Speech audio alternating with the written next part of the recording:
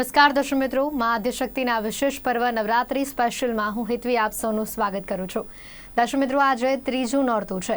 આજના દિવસે માં ચંદ્રઘંટાની આરાધના કરવામાં આવે છે. તો આજના દિવસે માં ચંદ્રઘંટાની આરાધના કેમ કરવામાં આવે છે, તેઓનું આ નામ કઈ રીતે પડ્યું, તેની પાછળની કથા શું છે, ખાસ કરીને સાથે આજે જ્યારે માની પૂજા કરવામાં આવે છે ત્યારે કયા વિશેષ રૂપથી તેઓની પૂજા આરાધના કરવામાં આવે છે, કયા મંત્રોચ્ચાર સાથે તેઓની પૂજા આરાધના કરવામાં આવે છે, તેના વિશે આજે આપણે વાત કરીશું.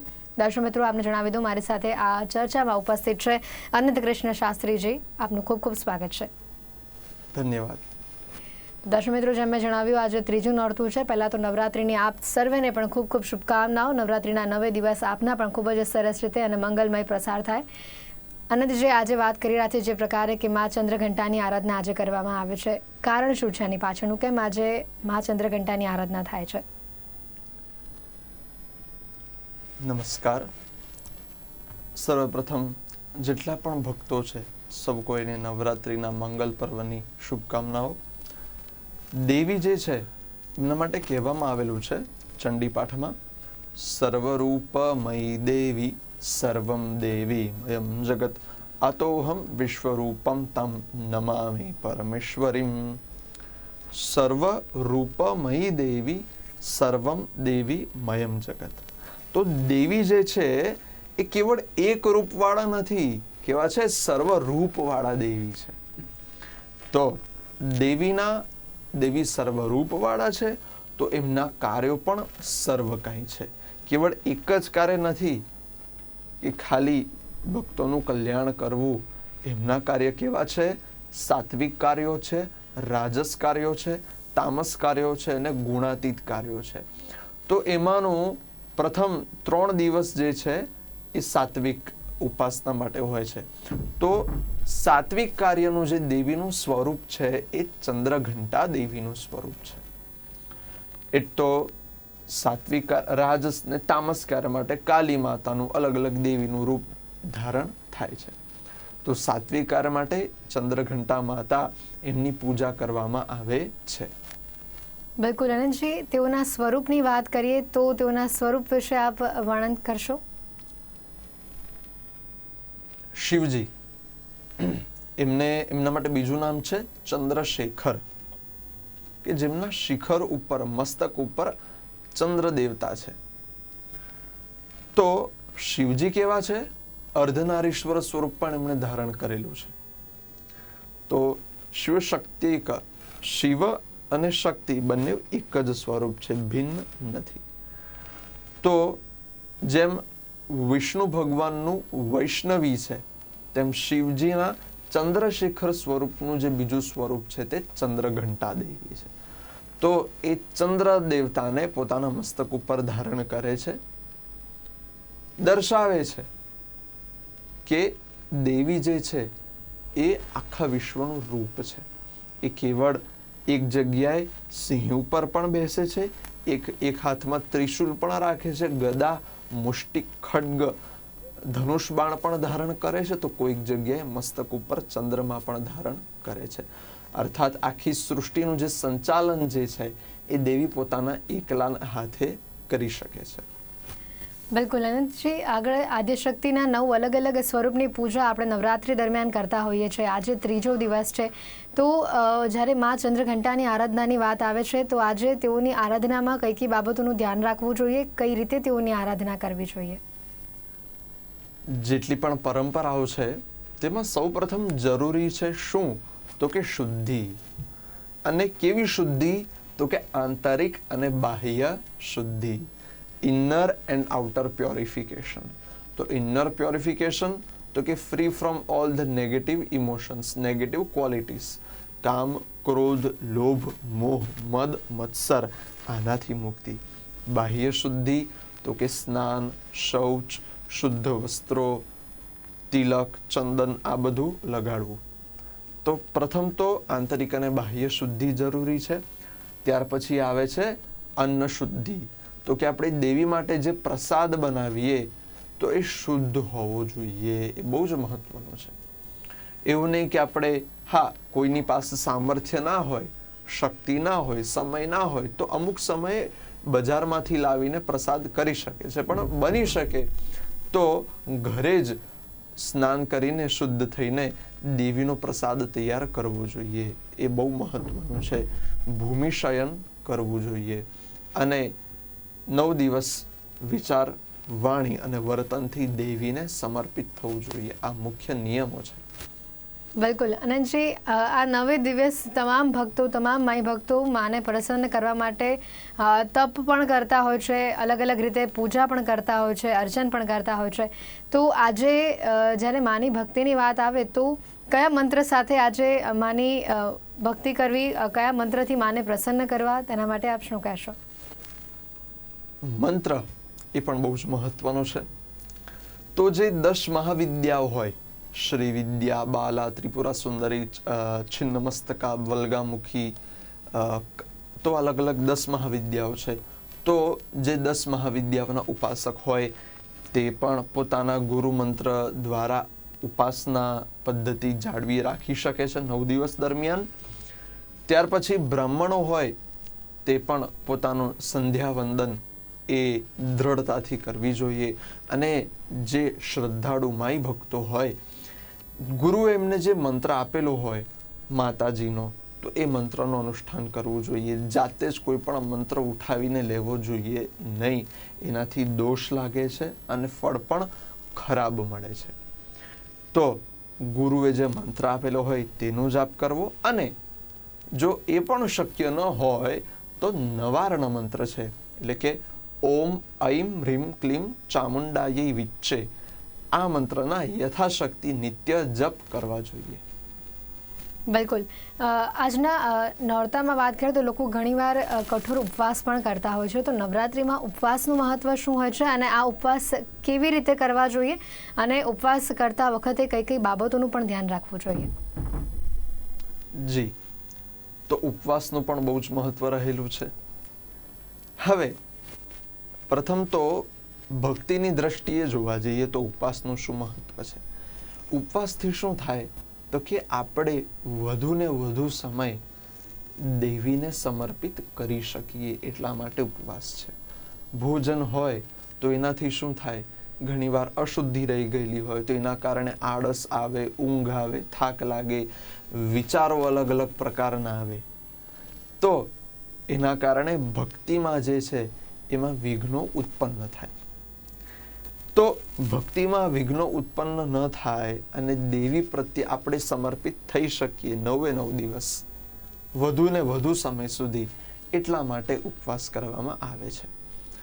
વિજ્ઞાનની દ્રષ્ટિએ જોવા જઈએ તો આપણી અંદર રહેલી જેટલા પણ અલગ અલગ બેક્ટેરિયા હોય છે, અલગ અલગ ખરાબ ન્યુટ્રિયન્ટ્સ હોય છે, તે ઉપવાસના માધ્યમથી બહાર નીકળી જાય છે.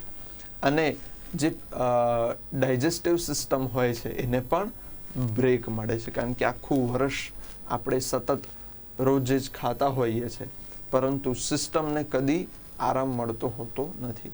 તો એને આરામ મળે અને નવા સેલ્સ જનરેટ થાય બોડીમાં, એટલા માટે વૈજ્ઞાનિક દ્રષ્ટિએ પણ આ ઉપવાસ મહત્વનો છે. તો અને આપણે પોતાનું સામર્થ્ય પૂરેપૂરું આપી શકીએ એટલા માટે ઉપવાસ જરૂરી છે. હવે ઉપવાસમાં રહેલી બહુ મહત્વની વાત, તો કે તમે નિયમ લો કે ધારો કે આ નવરાત્રિમાં હું 9 દિવસ ખાલી ફ્રૂટ જ ખાઈશ કે ફલાહાર જ કરીશ કે પછી એક ટાઈમ જ કરીશ. તો જે 9 દિવસ નિયમ લઈએ તો એ 9 દિવસ નિયમનું પ્રત્યેક નવરાત્રિમાં પછી પાલન કરવું પડે છે. એવું નથી કે આ એક નવરાત્રિમાં કર્યું તો પછી નવરાત્રિમાં નહીં. તમે એકવાર કરો તો પ્રત્યેક નવરાત્રિમાં તમારે એ કરવાનું અનિવાર્ય છે ને છે. હવે કેવળ ફલાહારનું નથી, અલગ અલગ તમે અનુષ્ઠાન લો એ એટલું પણ મહત્વનું છે. અલગ અલગ પૂજાનો ક્રમ લો એ પણ પછી જાળવી રાખવો પડે છે. અને જે આપણે એકાદશીના દિવસે કે અમાસ કે પૂનમના દિવસે જે ઉપવાસમાં આપણે તૈયાર કરતા હોઈએ તે આપણે આરોગવું જોઈએ માતાની આરાધનાના સમયે નવરાત્રિના દિવસો દરમિયાન. બિલકુલ અનંતજી, સાથે જે આપણે અનુષ્ઠાનની વાત કરી, કયા કયા અનુષ્ઠાનો હોય છે? અને ઘણીવાર એવું સાંભળ્યું છે કે આ નવરાત્રિના 9 દિવસ થઈ શકે તો બ્રહ્મચર્યનું પણ પાલન કરવું જોઈએ, એ પણ ઘણું મહત્વનું છે અને આનાથી પણ તમે દેવીને પ્રસન્ન કરી શકો છો. તો આ વાત કેટલી સાચી છે? બ્રહ્મચર્ય એટલે શું? ઘણીવાર લોકો આ નામ સાંભળીને જ ગભરાઈ જાય છે, પણ એમાં કોઈ ગભરાવાની બાબત નથી. બ્રહ્મચર્યનો સરળ અર્થ શું છે? તો કે જે બ્રહ્મની જેમ આચરણ કરે તેને બ્રહ્મચર્ય કહેવામાં આવે છે. બ્રહ્મૈવદ આચરતિ, બ્રહ્મૈવદ આચરતિ. તો આપણે બ્રહ્મચર્યમાં શું કરવાનું છે? તો કે બસ શુદ્ધિ જાળવી રાખવાની છે. તો આ શુદ્ધિ જાળવી રાખવી કેમ જરૂરી છે? એનું સાધારણ અને સરળ નિયમ એ જ છે કે તમે પૂજા ન કરો, 9 દિવસ કોઈ મંત્રનો જાપ ન કરો, માતાજીની આરતી ના કરો, માતાજીનું સ્થાપન ના કરો, કંઈ જ નહીં કરો તો ચાલશે, પણ શુદ્ધિ જાળવી રાખો. એ શુદ્ધિ દેવીનું પ્રતીક છે કે જ્યાં શુદ્ધિ હોય ને ત્યાં જ પ્રભુતા હોય. આપણા શાસ્ત્રોનો સાધારણ નિયમ છે. તો બ્રહ્મચર્યથી શું થાય છે? તો કે શુદ્ધિ આપણી અંદર આવતી જાય છે. એટલા માટે 9 દિવસ એનું પાલન કરવું બહુ જ જરૂરી ગણવામાં આવે છે. બિલકુલ. આગળ જોઈએ તો જે આરતીની આપણે વાત કરીએ ને, આરતીમાં જે આપણે માને ભોગ ધરાવીએ છીએ, પ્રસાદ ધરાવીએ છીએ, એની પણ વાત કરીએ. નવરાત્રિના 9 દિવસ આરતીનું મહત્વ શું હોય છે? અને સાથે પ્રસાદની જો વાત કરીએ તો અહીંયા આજે ચંદ્રઘંટા માની વાત કરી રહ્યા છે, તેઓને સૌથી પ્રિય પ્રસાદ કયો હોય છે? અને આજે તે બનાવીને જો માને ભોગ ધરીએ તો એનું મહત્વ શું હોય છે? આરતી, ઘણા બધા આરતી દરમિયાન વિશ્વંભરી સ્તુતિ ગાતા હોય છે. તો જે ભક્તો એ ગાયને દેવીને પ્રસન્ન કરે તો એમાં પણ કોઈ શંકા નથી. સાથે સાથે 9 જે દેવીઓ અલગ અલગ છે એમની અલગ અલગ સ્તુતિઓ, અલગ અલગ અષ્ટકો, અલગ અલગ સ્તોત્રો, અલગ અલગ સંસ્કૃતમાં આરતીઓ પણ પ્રાપ્ત છે. તો એ ગાઈને પણ દેવીને પ્રસન્ન કરી શકાય છે. હવે દેવીને શું પ્રિય છે? તો કે દેવીને તો સર્વ કાંઈ પ્રિય છે જ. તમે ચાહે 56 ભોગ ધરાવો કે સૂકા મેવાનો પ્રસાદ ધરાવો, દેવીને તો બધું પ્રિય છે. તો શાક્ત પરંપરા અનુસાર આપણે જોવા જઈએ તો બની શકે તો ફલાહાર જે છે એ દેવીને ચંદ્રઘંટા માને ધરાવવું જોઈએ. હવે એનો પણ પાછો એક બહુ મોટો નિયમ આવી જાય છે. એક બહુ અદ્ભુત પ્રસંગ છે કે એકવાર ભગવાન પાસે એક ભક્ત 56 ભોગની તૈયારી કરીને આવ્યો અને બીજા ભક્ત પાસે ખાલી સૂકા મેવાની પ્રસાદી જ લઈને આવ્યો. જે ભક્ત 56 ભોગની તૈયારી કરીને આવેલો એને અભિમાન આવ્યું, ગર્વ આવ્યું કે જો મેં આટલું બધું કર્યું છે, મને આટલું સરસ ભગવાનના સ્તોત્રો, કવચો, શ્લોકો, અષ્ટકો આવડે છે, તો ભગવાનને આમ પ્રસન્ન કરીશ ને ભગવાન તો બહાર આવી જશે. અને બીજો જે ભક્ત હતો એને તો કશું જ નહોતું આવડતું, ખાલી એક સૂકા મેવા જેટલી સામગ્રી ધરવાનું સામર્થ્ય, અને ભગવાનનું નામ બોલતા પણ ના આવડે. ઓમ વિષ્ણાય નમઃ, ઓમ વિષ્ણાય નમઃ એમ બોલે. આવી પણ હતું શું? એ શુદ્ધ હતો, ભાવ શુદ્ધ હતો, ભાવગ્રાહ્યો જનાર્દન. તો ભગવાન બહાર આવ્યા અને જે બીજો ભક્ત હતો કે જેની પાસે બહુ સામર્થ્ય ન હતું, સૂકા મેવાની પ્રસાદી હતી, ભગવાન સીધી એના હાથમાંથી ખેંચીને લઈ લીધી ને બધું ખાઈ લીધું. તો બીજો જે ભક્ત હતો તો ગુસ્સે થઈ ગયો કે હું શું કામ? ભગવાને કીધું કે તારી પાસે બધું હતું પણ ભાવની અશુદ્ધિ હતી. આની પાસે કંઈ ન હતું પરંતુ ભાવની શુદ્ધિ હતી. ભોગ આટલો ધરાવો કે આટલો બધો ધરાવો, ફલાહાર ધરાવો, જે ધરાવો, પણ પ્રસન્નતાથી, સમર્પણના ભાવથી દેવીને ધરાવો. બિલકુલ. આનંદજી, આજે ઘણી બધી વાતો કરી કે આજે માને પ્રસન્ન કરવા માટે શું કરવું જોઈએ, કયા પ્રકારે એનું કરવું જોઈએ, ઇવન પ્રસાદની આરતીની પણ વાત કરી. પણ એક વસ્તુ અહીંયા આપણે ભૂલી જઈએ છીએ કે આ નવરાત્રિના 9 દિવસ આપણે કઈ કઈ વસ્તુઓ ન કરવી જોઈએ.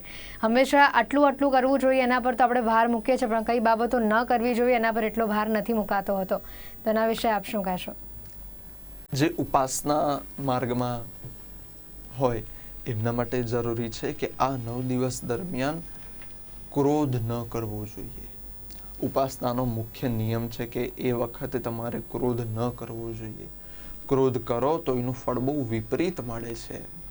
એટલે ક્રોધ નહીં કરવો.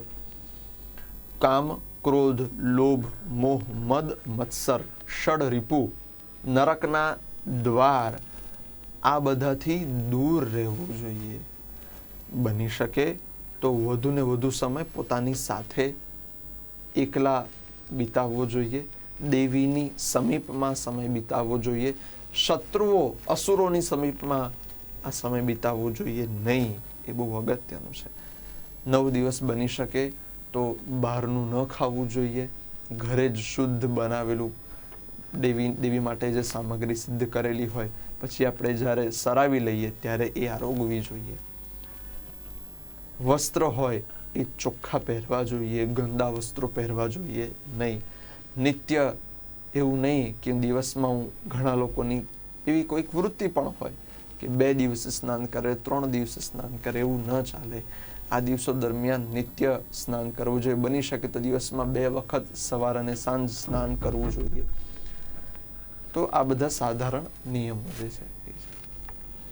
બિલકુલ. આજે માની આરાધના કરી રહ્યા છે ઘણા લોકો એવા હોય છે કે જે લોકોથી ઉપવાસ નથી થતા હોતા, જેની આપણે વાત કરી કે ઘણા લોકો ફલાહાર ખાઈને એક ટાઈમ ખાઈને નથી એ લોકોથી શક્ય થતું.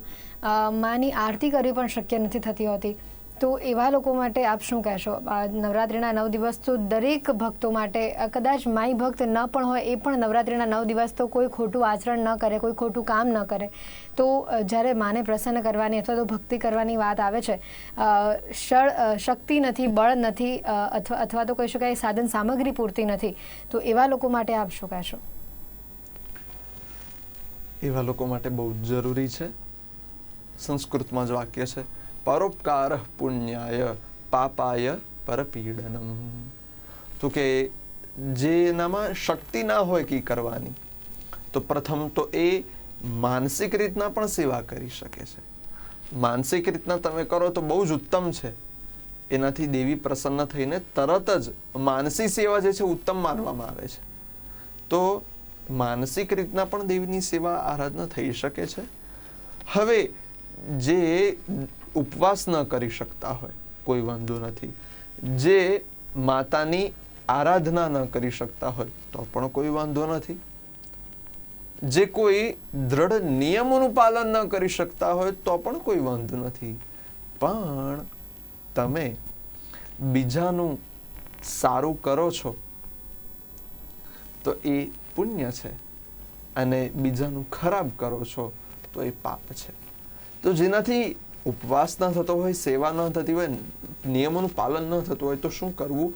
તો કે બસ બીજાની સેવા કરવી, બીજાને પ્રસન્ન કરવા, બીજાને દુઃખી કરવા નહીં. આટલું તો અવશ્ય સાધારણ મનુષ્ય કરી જ શકે છે. તો આનું અવશ્ય પાલન કરવું જોઈએ. અને જે સ્ત્રીઓ માટે નવરાત્રિના 9 દિવસ ઘણા જ મહત્વના હોય છે, તો સ્ત્રીઓ માટે ખાસ અને નાની નાની બાળાઓ માટે આ નવરાત્રિના 9 દિવસ એ લોકો સરસ રીતે આરાધના કરી શકે, અથવા તો અમુક બાબતોનું ધ્યાન જે સ્ત્રીઓએ આરતી કરતાં પહેલાં રાખવાનું હોય, પ્રસાદ બનાવતા પહેલાં રાખવાનું હોય. સાથે જ ઘરના પુરુષોની વાત કરીએ તો ઘણીવાર આપણે જોયું છે કે સ્ત્રી સાથે આજે ગમે તેટલી આપણે 21મી સદીમાં જીવવાની વાતો કરતા હોઈએ, પણ આજે પણ ક્યાંક સ્ત્રીઓ સાથે અભદ્ર વર્તન થતું હોય છે. તો એવા લોકો માટે પણ આપ શું કહેશો?